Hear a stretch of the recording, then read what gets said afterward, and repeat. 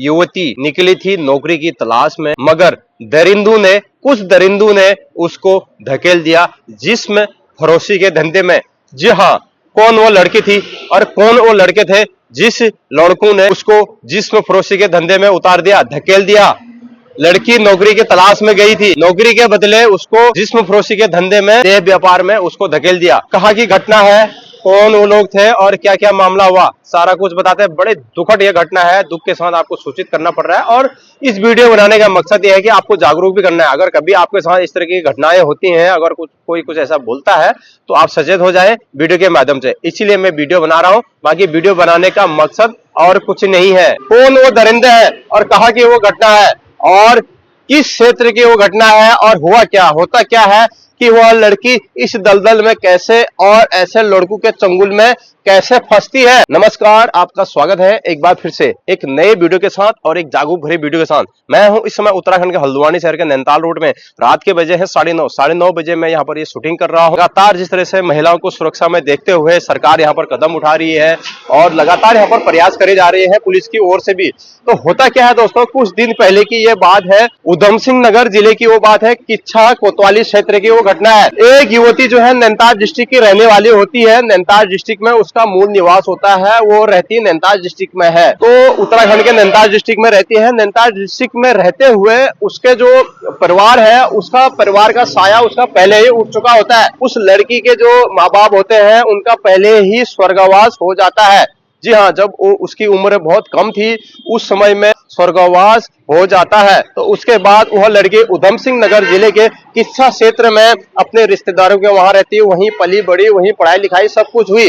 जब सब कुछ हो गया तो उसके बाद अब उसने सोचा हो यार मैं कब तक ऐसा करूं, उसको थोड़ा अक्ल आ गई, क्योंकि सभी सोचता है गरीबी सताती है। जब इंसान पे गरीबी आती है तो इंसान यही सोचता है कि यार हम दो पैसा कमा ले और जो मैं इस गरीबी में पली हूं और जो मैं इनका कर्ज चुकाऊं और मैं इसके लिए मैं नौकरी की तलाश करूं। सभी चाहता है पढ़ लिखने के बाद एक अच्छी नौकरी मिले और अच्छा पैसा कमाओ, ये हर बेटे बेटी का सपना होता है। मगर वही सपना वह लेके चली थी, क्योंकि माँ बाप का साया तो पहले ही उठ गया था। उसके बाद रिश्तेदारों ने उसको पाला था, पोसा था। उसके बाद वो वहां से छोड़ के, किस्सा से छोड़ के वो नौकरी की तलाश में चली गई। नौकरी की तलाश में अब बोला होगा किसी ने कि यहाँ नौकरी है, वहां नौकरी है, तमाम संपर्क होते हैं, तो वो नौकरी की तलाश में घर से निकल गई। घर से निकल गई तो उस एक लड़के से सामना हुआ, उसका बदला हुआ नाम रिंकी इस समय बताया जा रहा है कि रिंकी से उसका सामना हुआ। तो उसने बोला कि मैं तेरे को नौकरी दिलाऊंगा, मैं तेरे को ये करूंगा वो करूंगा करके उसको अपने घर पे ले गया। घर पे ले जाने के बाद उसको धीरे धीरे नौकरी के बदले देह व्यापार में धकेलने लगा, जिस्म फरोशी का धंधे में उसको धकेलने लग गया। उसके बाद कैसे भी वह लड़की जो है उसके चुंगल से हट गई। उसने सोचा यार यहाँ तो मेरे को नौकरी कहाँ, ये तो अलग ही काम करवाने लग गया है, तो कैसे भी उस चुंगल से भाग खड़ी हुई। तो उसके बाद दूसरा व्यक्ति जो है उसको मिलता है, बदला हुआ नाम ये बता रहा हूं मैं। कहता है कि मैं तेरे को नौकरी दिलाऊंगा और इतनी तनख्वाह होगी, ये होगा। उसको झांसे में लाता है, उसके बाद उसको अपने घर ले जाता है। जहां वो बोलता है कि मैं तेरे को नौकरी दिला दूंगा और मैं तेरे को अच्छी खासी नौकरी दिलाऊंगा और अपने घर पे भी रखूंगा। तो उसको अपने घर पे ले जाता है, घर पे ले जाके उसको कुछ दिन अपने घर पर लगता है। उसके बाद उसको जगह जगह जाके, रुद्रपुर जाके, किच्छा जाके, तमाम जगहों पे उससे जिस्म फरोशी का धंधा करवाता है, उसको इस दलदल में धकेलता है। तो उसके बाद वह लड़की परेशान हो जाती है। उसके बाद कुछ महिलाओं के संपर्क में भी वो आती है और वो भी उसको इस दलदल में धकेलते हैं। तमाम जगह उससे जिस्म फरोशी का धंधा कराया जाता है उस लड़की से। उसके बाद लड़की परेशान होता है, उसके चुंगल से छूट के आगे किच्छा में रिपोर्ट दर्ज कराती है कि मेरे साथ ऐसा ऐसा हुआ, मैं नौकरी के लिए निकली थी। सारे बयान जो है ना उस लड़की ने किच्छा के जो हमारे चौकी इंचार्ज हैं उनको दिया कि मेरे को इस तरीके से ये लोगों ने मेरे को गुमराह किया, झूठ मूल बोल के नौकरी का झांसा दिला के मैं नौकरी दूंगा करके मेरे को इस दलदल में फंसाया, ऐसा लड़की की कंप्लेंट होती है। उसके बाद एफआईआर वहां पर लिखी जाती है और मामले की जांच करी जाती है। जो मामला है ना विचाराधीन है। कहा कि हम इस मामले की जांच करेंगे, परख करेंगे, उसके बाद आगे जो भी कार्रवाई होगी हम करेंगे। क्या अब सवाल बहुत बड़ा ये पैदा होता है, क्या यहाँ बहन बेटियां सेफ नहीं है अभी भी? क्या इस तरीके से अगर कभी भी जैसे कोई बहन या बेटियां, कोई माँ बहनें ऐसे नौकरी की तलाश में जा रहे हैं तो क्या आप उसका मजबूरी का फायदा उठाएंगे? अब जब उसके माँ बापों का घर से साया ही उठ गया है और बचपन से ही उनका माता पिता का देहांत हो गया, क्या उन्होंने ऐसा दरिंदगी करनी चाहिए उसके साथ?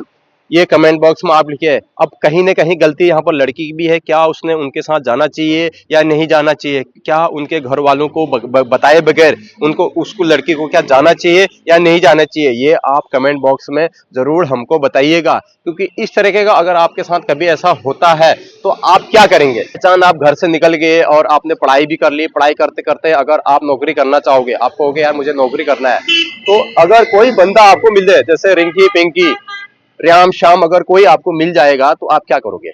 आपको बोलेगा कि हम आपको इतनी नौकरी दिलाएंगे, इतने 1000 रुपए दिलाएंगे, 5000 रुपए आपको दिलाएंगे, 10,000 रुपए दिलाएंगे, 10 से 20 के बीच आपकी तनख्वाह होगी, हम ये करेंगे वो करेंगे, आपको गाड़ी में बिठा के घर पर रखेगा, उसके बाद आपसे गलत काम करवाएगा, तो आप क्या करोगे। आपने वहां पर सूझबूझ के कदम रखना है और आपने सबसे पहली बात तो ऐसे किसी के साथ जाना नहीं है, किसी के बहकाव में आना नहीं है। कोई ऐसा नौकरी नहीं देता है, डायरेक्ट आप डायरेक्टर मैनेजर से जहां नौकरी करने है उससे बात करिए। ऐसे किसी भी जो बाहर के जो आलतू फालतू चिंगू मुंगू लोग होते हैं ना, इनसे आपको बचना है, इनके संपर्क में बिल्कुल नहीं आना है, क्योंकि ये लोग आपको दलदल में धकेलेंगे। जैसे उस बहन को, उस बेटी को, उत्तराखंड बेटी को ये लोगों ने धकेला, ऐसा ये लोग धकेलते हैं, इनकी चाह यही होती है। तो आपको अगर कोई बंदा ऐसा करते दिखाई दे तो आप सबसे पहले तो आप नजदीकी पुलिस हेल्पलाइन में कॉल करिए। आप सेम हेल्पलाइन में कॉल करिए। अगर पुलिस आपकी नहीं सुन रही है तो आप सबसे पहले ना कंप्लेन करिए कि भाई ये ऐसा ऐसा कर रहा है। तो आपको ना उस घटना होने से पहले ही ना आप सेव हो जाएंगे, इतना बड़ा होगा नहीं। अब कहीं ना कहीं उस लड़के की भी गलती है, क्योंकि जब उसने पहला रिंकी मिला तो उसके साथ जब ऐसा हो गया था तो पिंकी से क्यों मिली वो, उसके बाद पिंकी मिले तो उस महिलाओं से क्यों मिली वो, क्यों उसके घर गई। अब मजबूरी भी है, तो जब तक उसने रिश्तेदारों ने रखा था तो इतनी भी क्या मजबूरी है जो उस लड़की को ऐसा काम करना पड़ा। जब उसको मंजूरी नहीं है तो क्यों करना है ऐसा काम। तो कहीं ना कहीं यहाँ पर लड़की भी गलती है, क्योंकि पढ़ी लिखी है, जो वे समझदार लड़की है, तो ऐसा कदम नहीं उठाना चाहिए। रिंकी पिंकी बदले हुए नाम मिलेंगे आपको, बहुत सारी चीजें मिलेंगे यहाँ पर, मगर आपको सचेत होना है, ऐसे लोगों से बचना है आपको, ऐसे किसी के साथ ऐसा जाना नहीं है। क्यों जाना है किसी को। तो यही घटना थी। अब आप बहुत से लोग ये कहोगे यार तुम बता तो ऐसे रहे हो कि ऐसा, मैं इसलिए ये बता रहा हूँ कि अगर आपके साथ कोई नौकरी दिलाने के बहाने, चाहे वो हल्द्वानी शहर हो, चाहे वो हल्द्वानी का किसी भी कोई भी शोरूम हो, कोई भी होटल हो, कोई भी बाजार का कोई भी दुकान हो, कोई भी बंदा, अगर आप चाहे लड़की हो या लड़का हो, आपको बोलेगा कि मैं इतने हजार, इतने से इतने 1000 रुपए में आपको नौकरी दिला दूंगा, आपको काम दिलाऊंगा, आप मेरे साथ चलिए, मेरे साथ आइए, ऐसा बोलता है, तो आपने ना सूझबूझ के कदम रखना है। क्योंकि आजकल बेरोजगारी इतनी बढ़ गई है, इतनी बढ़ गई है कि लोग काम करने को तैयार हो गए। जब स्टूडेंट, मैंने बहुत सारे देखे हैं जो स्टूडेंट है हल्द्वानी में, पढ़ाई के साथ साथ जॉब भी कर रहे हैं, नौकरी, वो मजबूर है क्योंकि गरीबी इतनी है, बेरोजगारी इतनी है कि उनको पढ़ाई का खर्चा नहीं हो पा रहा है। और बहुत से लोग जिसकी पढ़ाई पूरी हो जा रही है तो आगे कोर्स करने के लिए पैसे नहीं है, तो अब वो क्या करेंगे, उनको नौकरी करना है। हल्द्वानी में कहा नौकरी मिल रही है, 5000, 7000, 8000, 10,000, 15,000, ज्यादा से ज्यादा 15,000, तो बहुत ज्यादा नहीं, 5 से 10,000 के बीच आपको हल्द्वानी में नौकरी मिल रही है।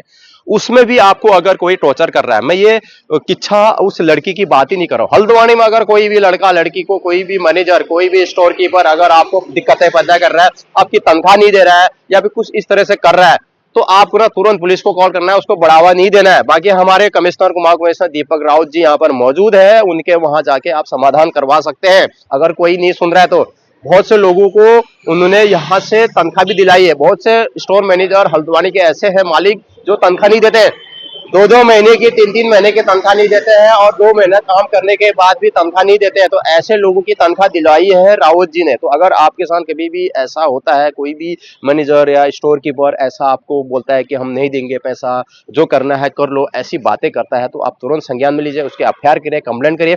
और विशेष तौर पर यह बात है, अगर आपके दुकान में अगर कोई जैसे 4 स्टाफ काम कर रहा है, 5 स्टाफ काम कर रहा है, 10 लोग अगर काम कर रहे हैं, अगर लड़का भी लड़की भी अगर आप काम कर रहे हैं, तो कोई भी लड़का आपको बदतमीजी से बात करे, ध्यान से सुनिए, कोई भी लड़का अगर आप किसी स्टोर में काम कर रहे हैं, चाहे किसी भी दुकान में आप काम कर रहे हैं, कोई भी लड़का अगर आपको बैड टच कर रहा है, गलत तरीके से टच कर रहा है, आपको गलत नजरे से देख रहा है, आपसे बदतमीजी कर रहा है, तो आप चुप बिल्कुल नहीं होना है। बाकी आप मेरे को इंस्टाग्राम में डीएम कर सकते हैं अगर कुछ इस तरीके का केस होता है। कोई बंदा अगर आपको परेशान कर रहा है, पीछा कर रहा है, बहुत से लोग ऐसे हैं पीछा भी करते हैं घर तक, नंबर 2 करके।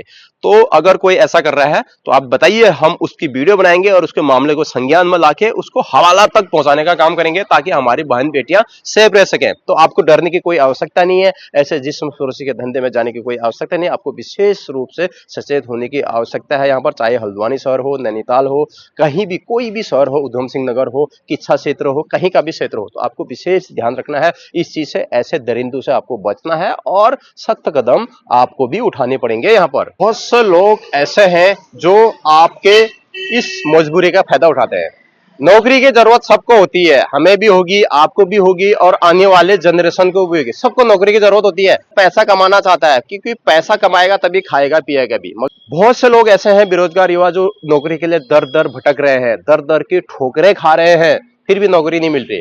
तो इसमें क्या आप लोगों को फायदा उठाना है किसी का? आजकल के समय में ऐसा हो गया कि खाली लड़का है नौकरी, ऐसे नहीं, लड़का लड़की दोनों नौकरी करेंगे, मगर दर दर भटक रहे हैं, नौकरी के लिए नहीं मिल पा रही है। 5,000 10,000 इतना ही मिल रहा है, पैसा ज्यादा नहीं मिल रहा है। तो इसमें किराया भी देना है, खर्चा भी करना है, सारा कुछ करना है और माँ बापों के अरमान भी पूरा करने हैं। तो इस अरमानों पे ये जो कुछ दरिंदे होते हैं ना, ये पानी फेरने की फिराक में रहते हैं।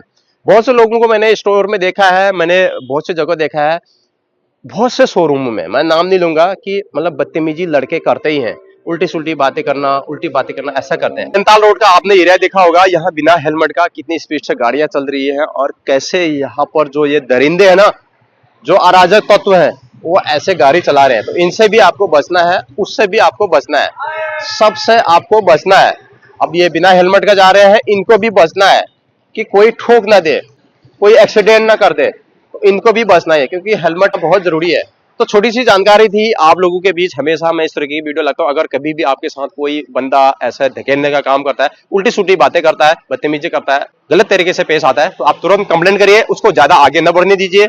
रिंकी पिंकी के झांसे में बिल्कुल ना आए और ऐसे महिलाओं के झांसे में बिल्कुल ना आए। फिलहाल उस मामले की जांच चल रही, पुलिस पर तहरीर दे चुके हैं और कार्रवाई चल रही है। उसके बाद जांच शुरू होगी, कौन सही था कौन गलत था, उसके बाद उन पर पॉक्सो एक्ट की तरह जो भी धारा होगी वो लगाई जाएगी। तो फिलहाल वीडियो समाप्त करते हैं। छोटी सी जानकारी थी, वीडियो कैसी लगी जरूर बताना, वीडियो को जरूर शेयर करना, लाइक करना, कमेंट करना। चैनल में अगर आप नए हो, चैनल को जरूर सब्सक्राइब करना। मिलते हैं नेक्स्ट वीडियो में, तब तक के लिए बाय बाय।